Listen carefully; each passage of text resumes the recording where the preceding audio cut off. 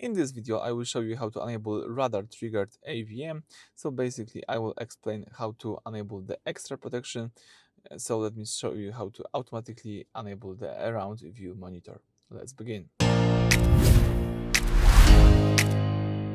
So all you need to do at first is by tapping the apps icon in the down right corner. Let's choose here the vehicle image, and from vehicle image you can choose here settings on the left side. And now you can enable the radar triggered AVM. AVM is of course around view monitor.